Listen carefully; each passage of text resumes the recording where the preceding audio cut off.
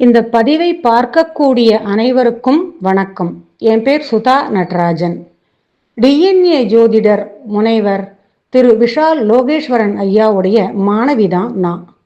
எல்லார போலையும் என்னுடைய வாழ்க்கையில நம்ம செய்யறது சரியா தப்பா அப்படின்னு தெரியாம யார் என்ன பேசினாலும் அதுக்கு பதில் கொடுத்துண்டு குடும்பத்துல ஒரு அமைதியை கொண்டு வரணுங்கிறது இல்லாம நான் எதுக்கும் சளைச்சவ இல்லை அப்படின்னு வாழ்ந்துட்டு இருந்த பெண்மணி தான் நான். ஆனா டிஎன்ஏ ஜோதிடம் அப்படிங்கிற ஒரு விஷயத்தை கத்துக்க ஆரம்பிச்ச பிறகு கர்மா அப்படிங்கிற ஒண்ணு இருக்கு. அது எப்படி நம்ம குடும்பத்துல ஒவ்வொரு செயல்லையும் காலையில எழுந்தா ராத்திரி வரையும் நம்ம செய்யக்கூடிய அத்தனை செயல்லையும் அடுத்தடுத்து அது வந்துட்டு தான் இருக்கு அப்படிங்கறதெல்லாம் ஜோதிடத்தின் மூலமா தான் தெரிஞ்சுட்டேன். டிஎன்ஏ ஜோதிடத்துல அஷ்ட கர்மாக்களை பத்தி ரொம்ப அழகா சொல்லி கொடுக்கறா.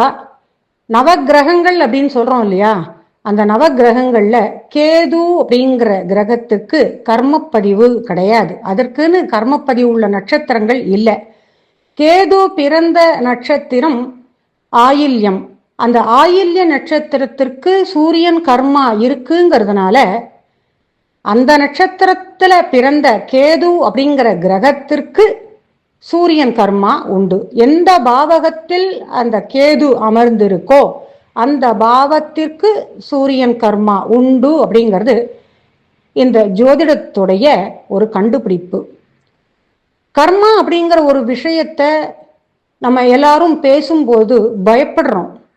கர்மாங்கிறது ஒரு பொல்லாத வார்த்தை, அந்த மாதிரிலாம் பேசக்கூடாதுன்னு நம்ம நினைச்சுட்டு இருக்கோம். கர்மா வெளியில இருந்தெல்லாம் எங்க இருந்தோ வரல. நம்ம வாழ்ந்த காலத்துல, அதாவது முன் ஜென்மம் அப்படிங்கிறது ஒண்ணு இருக்குன்னு நம்பக்கூடியவாளா இருந்தா ஒருவேளை முன் ஜென்மால நம்ம பண்ணின பாப புண்ணியங்களை அனுபவிக்கிறதுக்கு மீண்டும் நம்ம பிறந்திருக்கோம்னு எடுத்துக்கலாம்.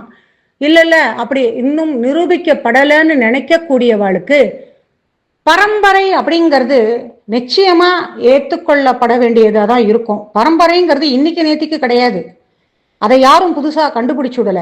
பரம்பரைங்கிறது வழி வழியா வந்துட்டே தான் இருக்கு. அதுல மாற்று கருத்தே இல்லை. அந்த பரம்பரையில வாழ்ந்தவா தான் வாழக்கூடிய நாட்கள்ல செய்த செயல்களால் ஏற்பட்ட நன்மை தீமை தான் கர்மா அப்படின்னு பதிஞ்சிருக்கு. அந்த பதியப்பட்ட கர்மா அடுத்தடுத்து அந்த குடும்பத்துல பிறக்கக்கூடிய குழந்தைகளுக்கு இந்த பிரபஞ்சத்தால் இந்த கர்மாக்கள் பகிர்ந்தளிக்கப்படுகின்றது. எப்படி முன்னோர்கள் தான் வந்து இந்த குழந்தைகளுக்கு கிடைக்கும்னு நமக்கு தோணும். ஆனா முன்னோர்கள் சேர்த்து வைத்த சொத்துக்கள் எப்படி அந்த குழந்தைகள்கிட்ட அதிகாரப்பூர்வமா வந்து சேர்றதோ அதே மாதிரிதான் கர்மாவும் அதிகாரப்பூர்வமா அந்த குழந்தைகளுக்கு கொடுக்கப்படுறது இந்த பிரபஞ்சத்தால். எப்படின்னு கேள்வி வரும். ஒரு சின்ன உதாரணம், ஒரு குழந்தை பிறக்கிறது அப்படின்னா அந்த குழந்தைய பாக்குறவா என்ன சொல்லுவா, இது எங்காத்து வழி அப்படியே கொண்டிருக்கும்பா. அப்பா அம்மா 2 பேர் வழியில இருந்தும் அந்த வார்த்தைகள் வரும். அதோட 3 தலைமுறைக்கு முன்னாடி யாராவது வாழ்ந்திருப்பா, அதை ஞாபகம் வச்சுண்டு ஓ இது அவரை மாதிரியே இருக்கே இந்த குழந்தையுடைய முகோபாவம்னு சொல்வா. இது உண்மைதானே? அப்போ எளிதில் பார்த்து புரிந்து கொள்ளக்கூடிய அளவுல அந்த முகபாவம் இருக்கிறது உண்மை அப்படின்னா, தெரியாத மறைபொருளா மறைத்து வைக்கப்பட்டிருக்கிற ஒரு விஷயம் கர்மா. அதை ஏத்துண்டுதான் ஆகணும். அவ செய்யக்கூடிய கர்ம பதிவுகள் அடுத்தடுத்த தலைமுறைக்கு வரும் அப்படிங்கிற பயம் ஒருத்தருக்கும் இருந்தது அப்படின்னா, தெரிந்தோ தெரியாமலோ நம்ம ஏதாவது பாவ கர்மாக்கள் செய்து இருந்தோம் அப்படின்னா அது அடுத்த தலைமுறைக்கு போகக்கூடாது. ஏதாவது ஒரு விதத்துல நம்ம மனசை மாத்திண்டு நல்லதுகளை செய்யணும்னு வாழக்கூடிய மக்கள் மாறிக்கணும். இப்போ டிஎன்ஏ ஜோதிடம் மற்ற ஜோதிடத்தை போல இல்லாம சற்று வித்தியாசமானது. எப்படின்னா, கட்டத்துக்குள்ள இருக்கிற கிரகங்களை பத்தி பேசக்கூடியது பாரம்பரிய ஜோதிடம். ஆனா டிஎன்ஏ ஜோதிடம் எப்படின்னா, அந்த கட்டத்துக்குள்ள இருக்கிற கிரகம் எந்த நட்சத்திரத்துல இருக்கு, அந்த நட்சத்திரம் என்ன கர்மாவை வாங்கி இருக்கு அப்படிங்கிறத கண்டுபிடிச்சு அது பாவ கர்மாவா இருக்கு அப்படின்னா அதை மாத்திக்கிறதுக்கான வழியை கொடுக்கறது தான் டிஎன்ஏ ஜோதிடம். டிஎன்ஏ ஜோதிடம் பா, கர்மா ஜோதிடம் பா, மரபணு ஜோதிடம் அப்படின்னு சொல்லுவா. ஆனா இது எல்லாத்துக்கும் மேல ஒரு பேர் வைக்கணும் அப்படின்னா வழிகாட்டும் ஜோதிடம்னு சொல்லலாம்.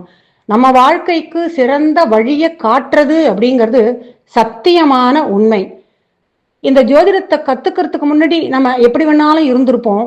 ஆனா கத்துண்டதுக்கு அப்புறம் காலையில எழுந்து நம்ம செயலை ஆரம்பிக்கும் பொழுது இந்த செயல்னால அடுத்தவாளுக்கு மன கஷ்டம் வருமா, அடுத்தவா மனசு புண்பட்டா அதுல கர்மப்பதிவு விளையுங்கிற ஒரு பயம் வந்துடுறது. அப்படி வர்றதுனால நம்ம குடும்பத்துல நம்ம செய்யற ஒவ்வொரு செயலும் நல்லதா தான் இருக்கு அப்படிங்கிற ஒரு எண்ணம் நமக்கு வர்றதுனால நிம்மதிங்கிறது இயற்கையாவே நமக்கு கிடைச்சுடுறது. இன்னைக்கு அவளை துன்புறுத்திருக்கோமே, கஷ்டப்பட்டுட்டாலே, கண்ணீர் விட்டுட்டு போனாலே, இந்த ஒரு நிகழ்வுங்கிறது எந்த குடும்பத்திலையும் இருக்காது. ஏன் அப்படின்னா கர்மாங்கிறது இருக்குங்கிறத உணர்ந்துட்டோம்னாலே நம்ம மனசு மாறி போயிடும். அதோட இந்த ஜோதிடத்துல பரிகாரம் அப்படிங்கிற ஒரு விஷயம் கிடையவே கிடையாது. இந்த கோயிலுக்கு போகணும், இத்தனை சுத்தணும், இவ்வளோ விளக்கு போடணும், விரதம் இருக்கணும், இதெல்லாம் எதுவுமே கிடையாது.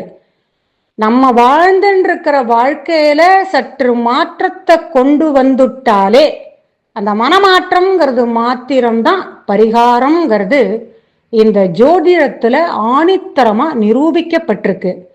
இனி அடுத்தடுத்து வரும் காலங்கள்ல நான் போடக்கூடிய பதிவுகள்ல கொஞ்சம் கொஞ்சமா அந்த ஜோதிடத்துல கத்துண்ட அந்த கர்மாவை பத்தி உங்களுக்கு சொல்லலான்னு ஒரு ஆசை.